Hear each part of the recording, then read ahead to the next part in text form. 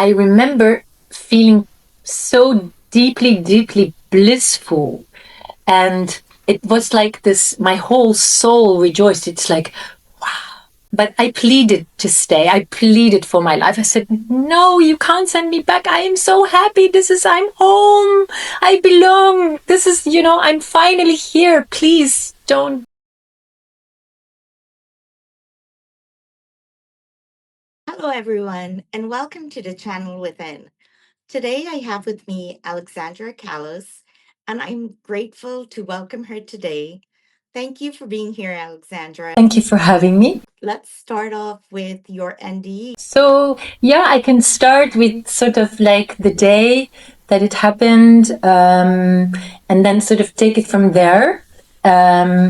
It happened to me when I was really quite young. So I was 28 and living in Amsterdam. I was a student on an international art college called the Rietveld Academy. And so I was living in the Amsterdam center, and I had gone on my bicycle like all the other millions of Amsterdammers do. And I was on my way to college at about 9:30 in the morning. And I was feeling especially elated. It was late April, one of those beautiful spring mornings that we can have in Holland. And it was also, so it was sunny with this really spring blooming, blossoming in the air. And it was also 3 days before the national holiday that is called Queen's Day. Now it's called King's Day because Holland now has a king, but in the 90s of the last century, which probably makes me sound extremely old, it was Queen Beatrix. And so that is the day that Holland celebrates the birthday of the monarch. And that is a fantastic event, a 24-hour celebration with live music everywhere and open air markets on the street and dancing and music and like lots of booze, obviously, free. So everyone was sort of working up to that day in this sort of like the anticipation of that wonderful celebration. So it was a Friday morning. I'm on my bicycle feeling very happy, very elated, in the prime of my life. I get to the center of town. There is a big crossing, and I stopped for a red light. And then a large vehicle sort of pulled up on my left side. It was next to a canal. And I wait for the light to get to green. And this large vehicle, this truck that weighed 13 tons, it's sort of started steering to the right quite quickly. So it had quite some speed, and it actually pushed me further into the curb. And I was meant to go straight to cross, and it was already indicating it was going to the right. And so it pushed me very much into the curb. I remember that when the driver part, the cabin part sort of passed me, I sort of yelled something up to the window, just like, hey, like, watch out, in all my naivete, thinking that maybe that would have some effect.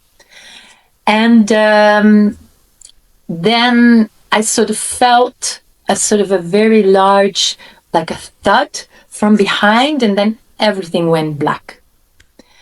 And the next thing I remember is that I spiraled out of my body and sort of lingered over the scene of the crime, the scene of the accident.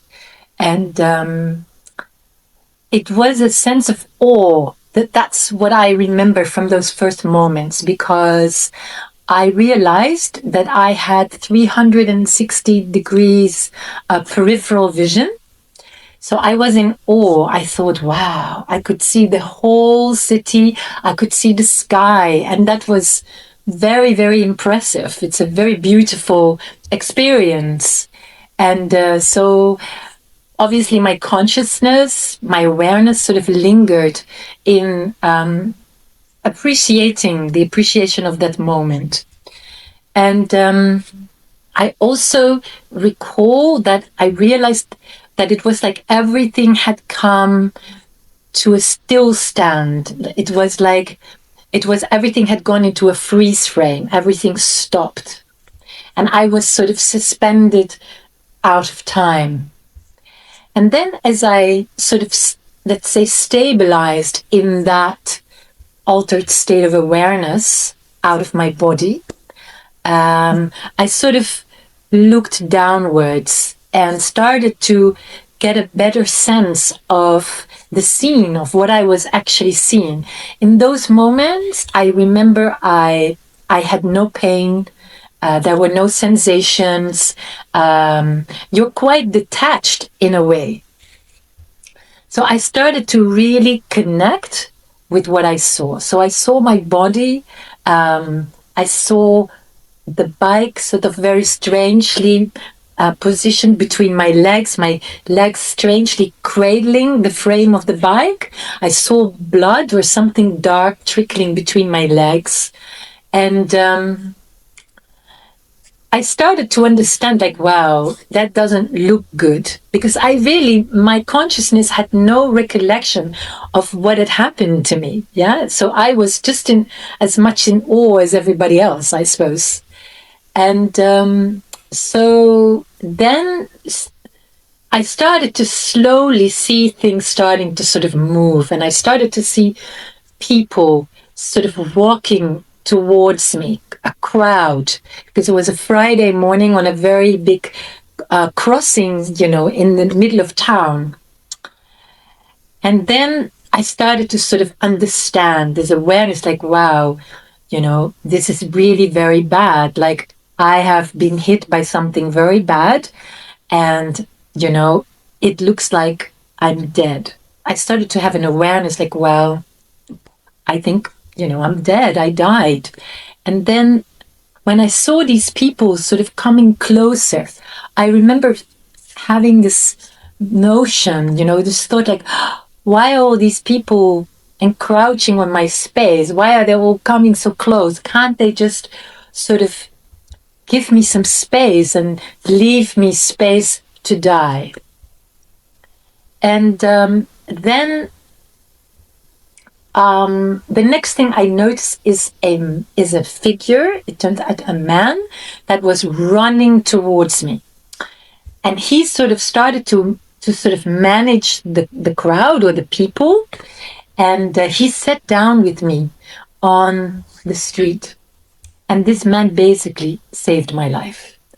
And I saw him take something out of his pocket, something white. So it turned out that he pulled out a white handkerchief and he took my hand and he only moved my head slightly and then wiped my face. So because of the impact from this truck, this vehicle that weighed so many tons, it had crushed everything in my body.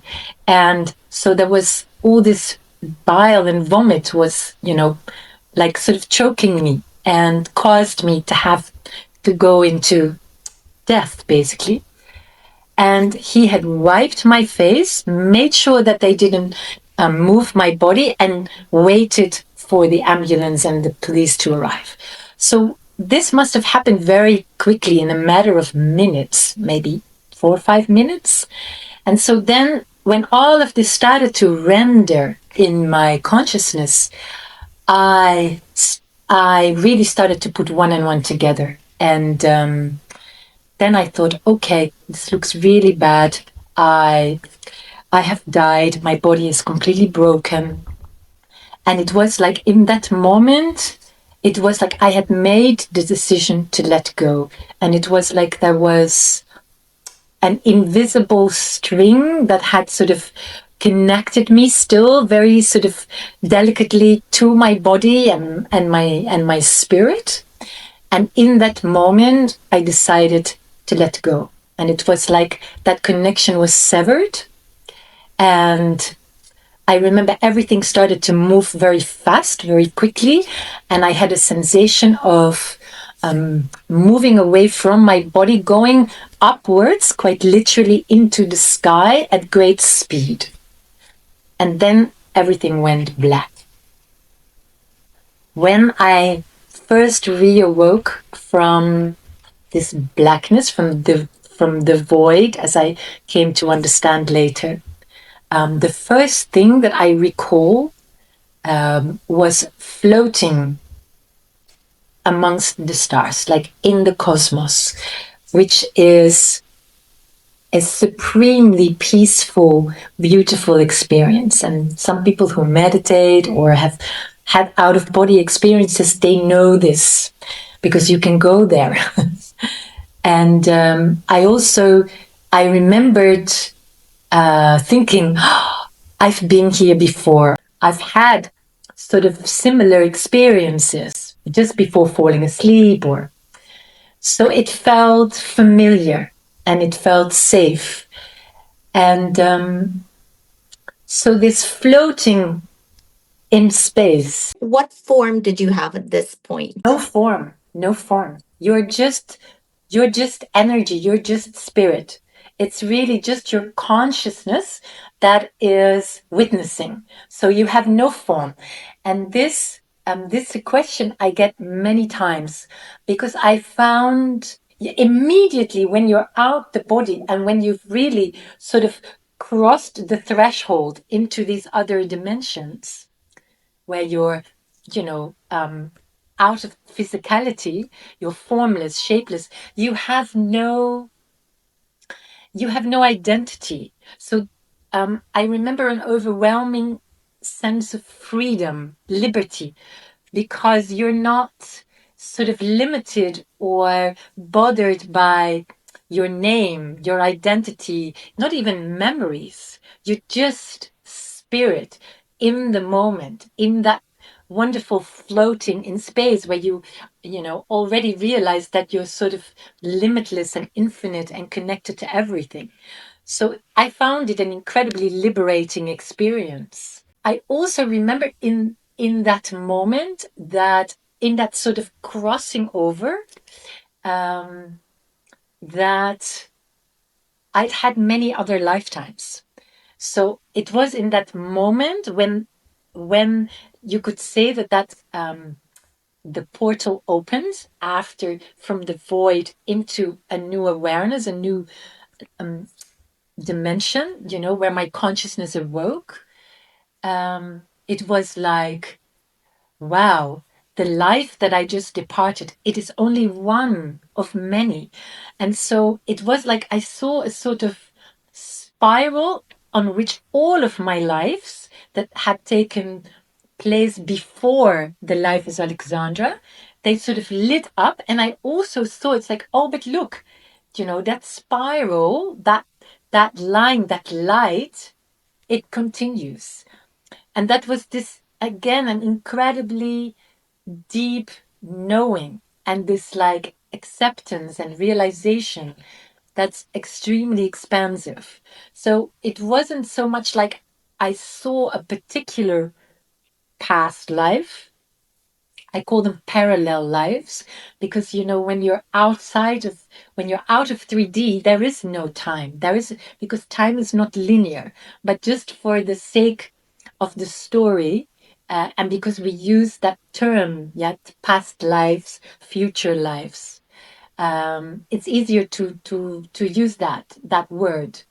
So it wasn't so much like I saw a particular past life. I have seen many past lives in all the years that came after and all my consciousness exploration. But there was this deep understanding, you know, that I had been many things and had had many lives, and that I would have many more to come. And it felt incredibly exciting and freeing, really. Like it's really like coming from 3D, from this body and this identity, your gender, you know, your memories, even, you know, your profession. It's all very small because the moment you go through that threshold, it's like, you come, it's the river that comes into the ocean, really. It's this, wow, it's this opening, this stretching, it's an incredibly beautiful experience. So after floating in space for a while, I remember I saw a golden infinity sign.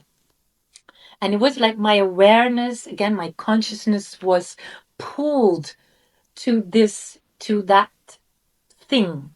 So I remember going towards it and sort of like, again, I was suspended above it. I saw it below me from the point of my awareness, from my consciousness.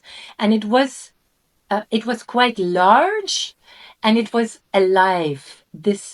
It was like, in gold, and there was the energy with which this infinity sign was moving, or the energy moving towards the sign. It was alive, it was electrifying. And as I am suspended above that infinity sign, I was shown certain scenes from my life that I had lived up to that point, was sort of highlighted, brought back into my awareness. And the difference was that it wasn't just a viewing of like an album that comes to life, but what I remember mostly was that it showed me a scene where I had had an argument with my mom. And I was, a very angry, rebellious teenager. I must have been about, I don't know, 13, 14. And I'm having this fight with my mom. And what this did while I'm in that portal of this infinity sign was it showed me, it went inside the energy and the consciousness of my mom.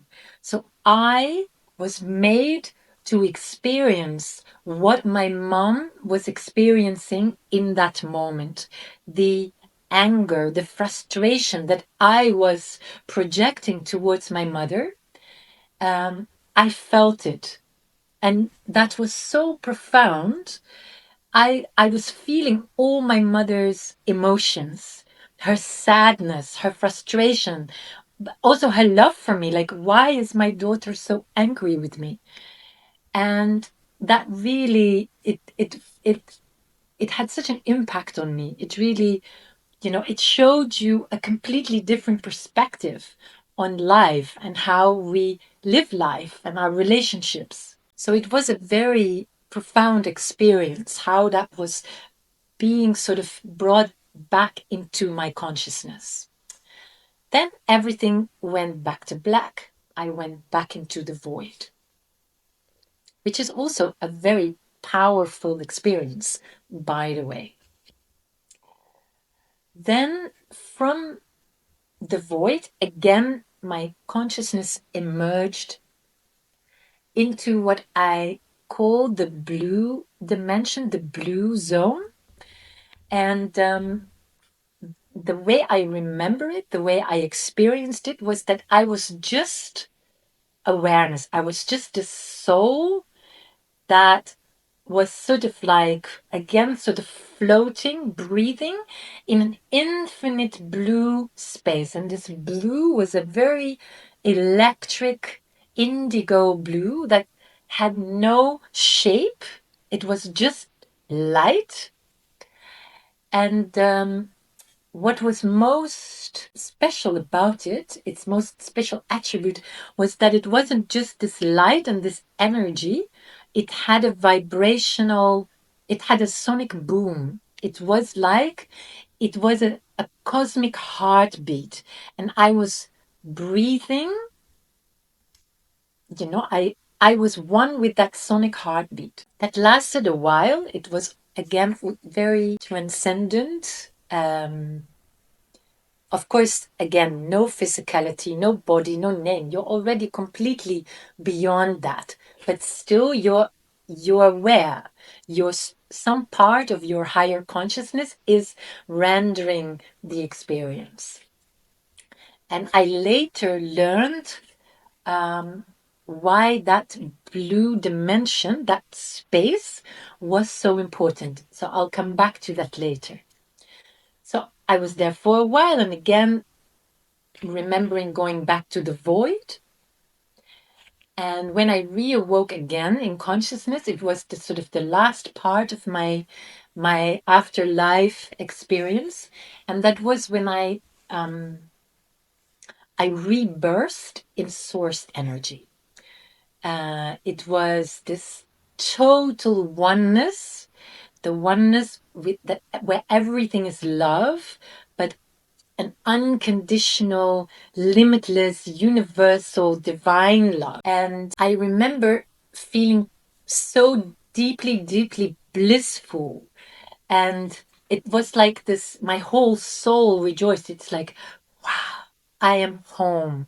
This is where I came from. This knowing, this realization that, you are source energy. This is where we originate. And that's where I went back to. And I remember it as a wide goldish light, and you're just this kind of particle, I don't know, vibrating, in this wider, white golden source energy. And I called it being, I remember many years ago when I first started to speak about my experience, I called it being cradled in the arms of God. And I also always say with this part that it was so much more profound than words can ever convey. So I was being totally ecstatically happy being back with Source, and then there is that voice, and that voice said to me, "You can't stay. You have to go back." And what follows then was a sort of telepathic communication between my consciousness and that source energy or whatever that voice was. And I pleaded and I begged. And of course, this was all without sound. This is all done, just telepathically, energetically. But I pleaded to stay. I pleaded for my life. I said, "No, you can't send me back. I am so happy. I'm home. I belong. I'm finally here. Please don't. And that went on for a while in my recollection. And it wasn't really like a dialogue because the voice didn't really sort of comment. So at some point, it just repeated what it had said. So it said, "Well, you can't stay, you're going back." And then in my memory, in my recollection, I woke up in intensive care, back in my broken body on a ventilator machine. Thank you so much for sharing that, Alexandra. There are so many pieces to dig deeper in. I especially like the analogy of the homecoming, as I feel sometimes we all feel this deep nostalgia, and sometimes, we would think it's for our childhood, but I feel at the most profound level, it is that wanting or that remembrance, sometimes faintly, of that home that we all originated from. And, towards the end of life, some individuals would talk about going back home, and it seems like we're all referring to that home that you describe as static.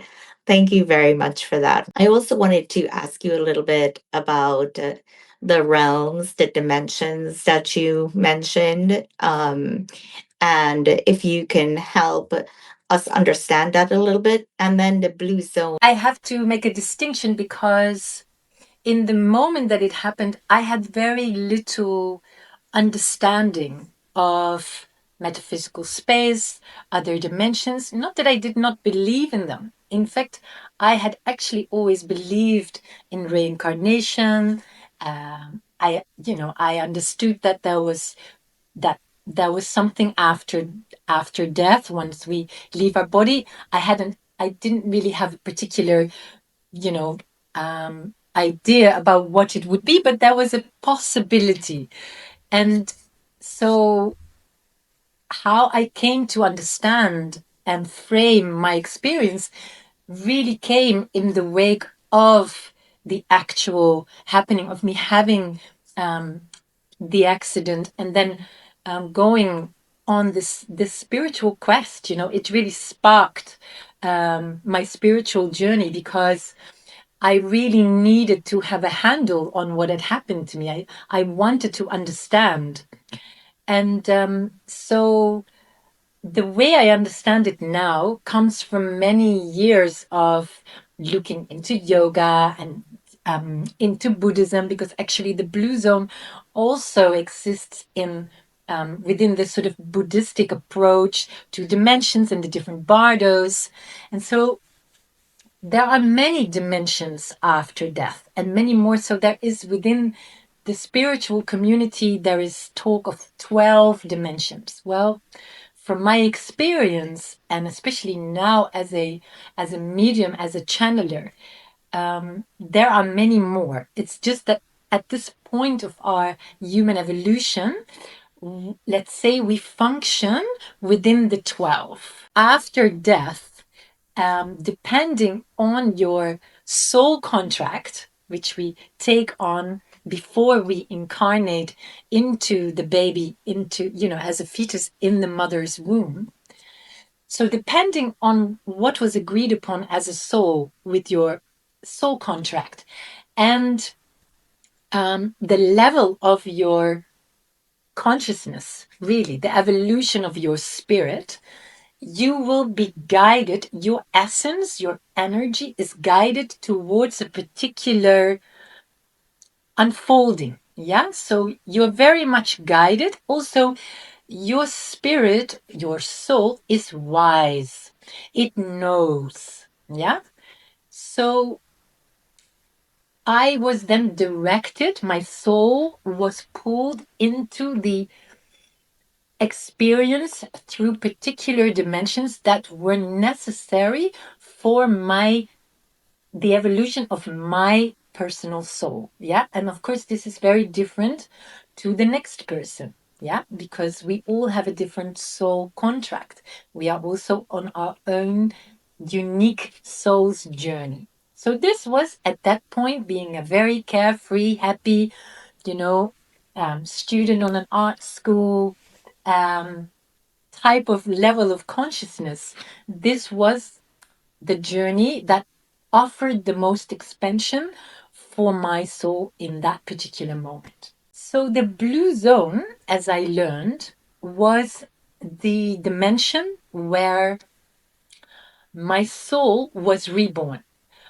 Apparently, I had signed up in the original blueprint of this soul's incarnation was to have this experience, to die, then all of my old soul, energetic fragments, everything was taken out of the body, because when we die, the body lays vacant. There is a moment where the body really is empty. And because we live in a particular type of universe where every empty space needs to be filled, yeah, something is going to come back into that void and fill it.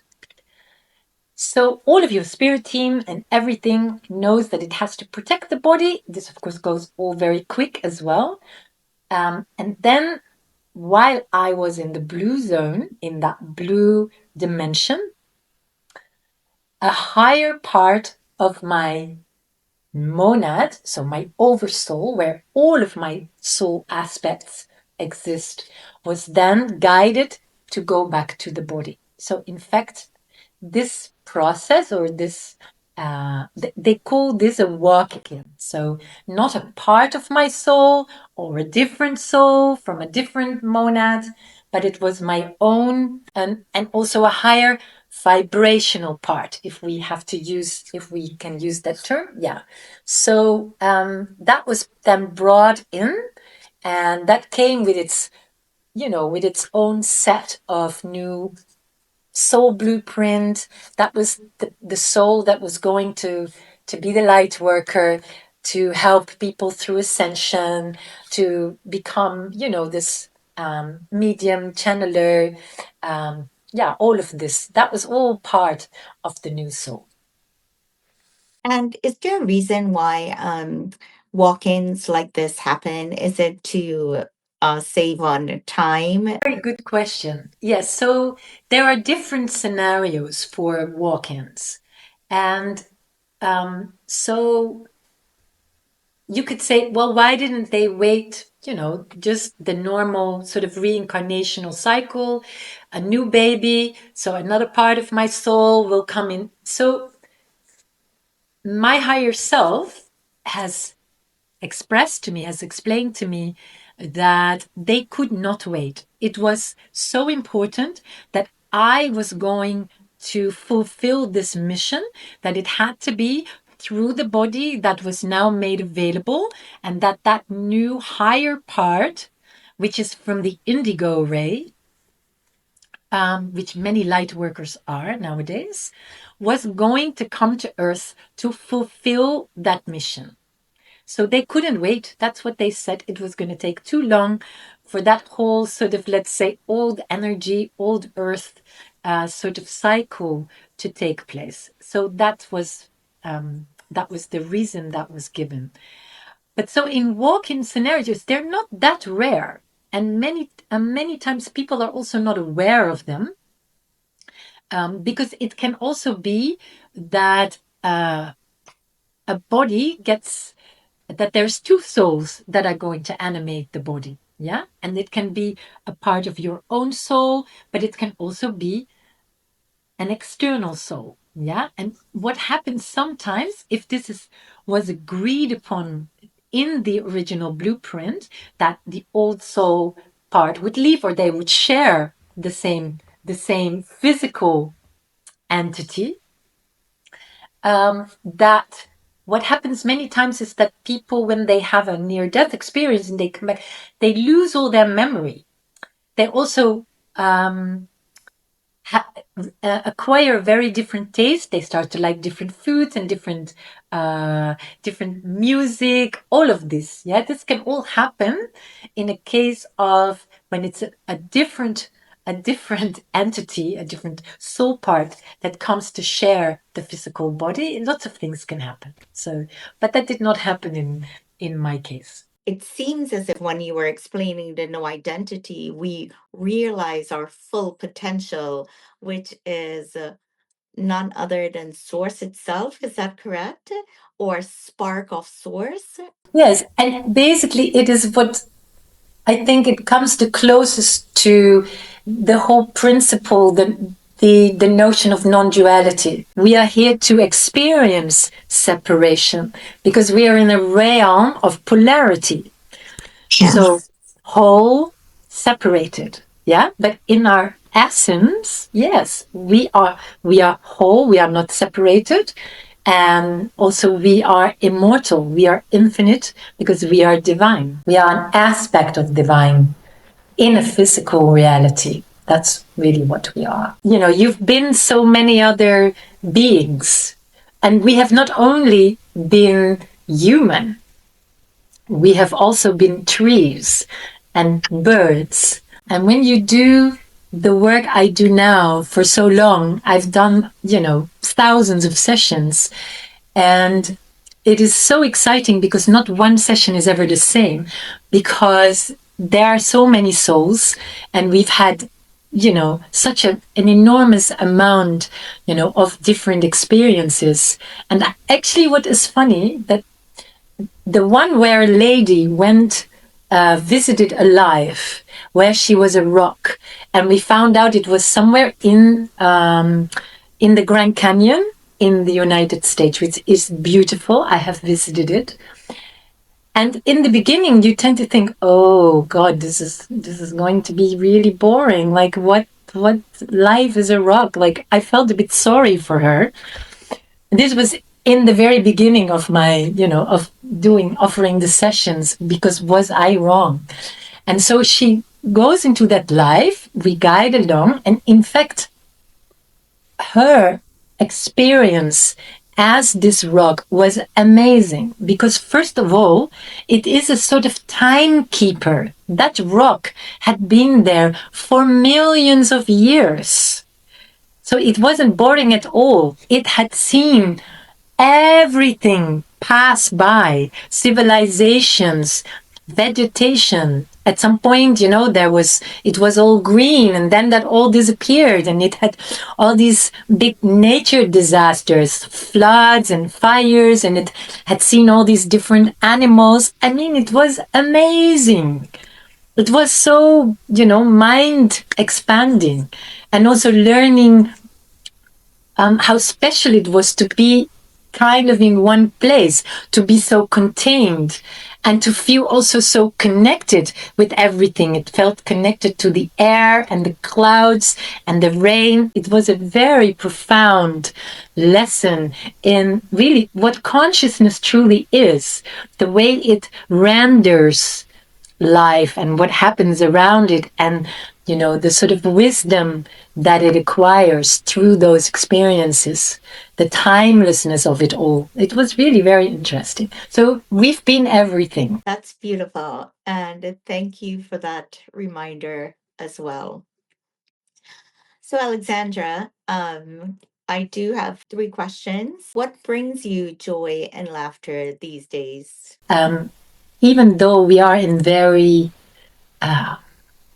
times where polarities are very have flared up. There is a lot of suffering. There is a lot of us against them. There is all this otherness. There is a lot of human shadow, I would like to call that. We see that played out around us almost on a daily basis.